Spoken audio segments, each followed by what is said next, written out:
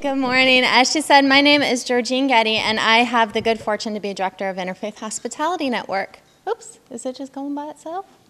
Ah! Make it stop, make it stop! I probably accidentally set it to slideshow. Okay, don't look. It's going to be a surprise.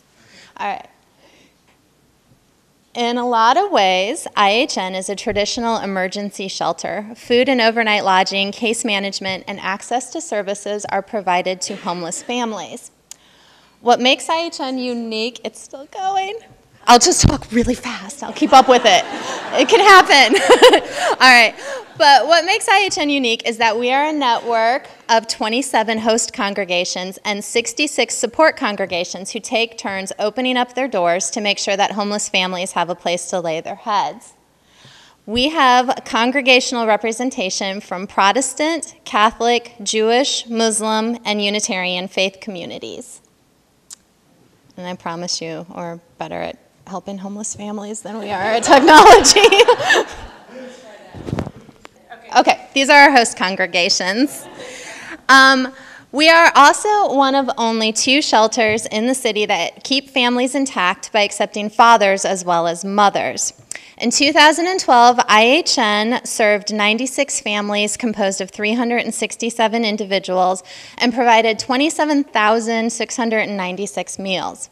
90% of these families exited for housing, and less than 10% of them will ever return to homelessness.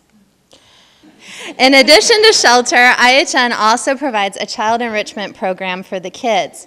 Our trained staff and volunteers make sure that kids are safe, secure, and comfortable with a fun routine that includes reading, homework help, music lessons, visits from therapy dogs, arts and crafts, singing, dancing, gardening, and sharing exercises. But the best way to know IHN is to introduce you to Tracy and John, one of the families we served. The family was living in Florida in an unheated camper when word came that they were going to have to leave. John worked as a fix-it guy, but work was getting harder and harder to come by. Then Tracy's battle with depression intensified. Their daughter Josie was getting ready to start kindergarten, much to the jealousy of her very chatty little brother Jack, age 3. Also in the family was a much-loved puppy named Thumper. Tracy's mom gave them money for a Greyhound bus fare, and Thumper was so well trained that they sneaked him on board the bus inside a duffel bag, where he rode with his family all the way to Cincinnati. Unfortunately, once they got to Cincinnati, they found that they couldn't stay with Tracy's mom either because having guests was against her mom's lease. When possible, the kids were smuggled into Grandma's house at night after dark and snuggled back out again in the morning.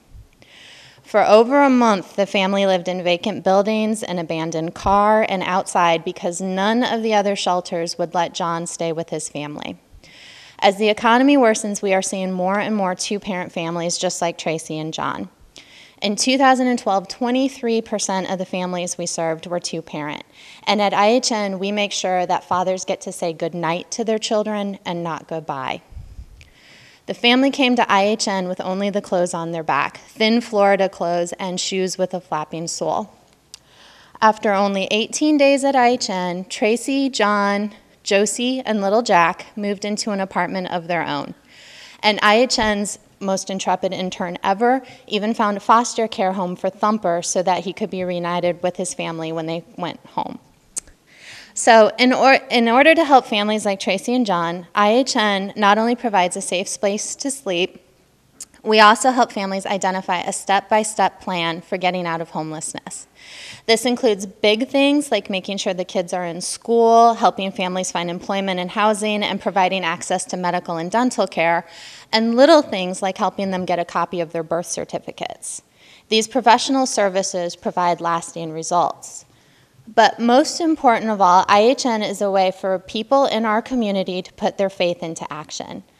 All faiths tell us to take care of our neighbors, to provide shelter to the homeless and food to the hungry and comfort to the poor. The hard part is figuring out how to do this in a way that you make sure you are making a real impact on people's lives.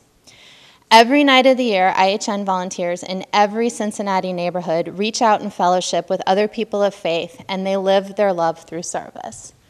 Together, they reach across class and race, dogma and history, across despair and poverty. They reach across homelessness, and they grab the hand of a stranger. Together, one task at a time, they bring families home. So thank you again for being partners with us in this work. Thank you.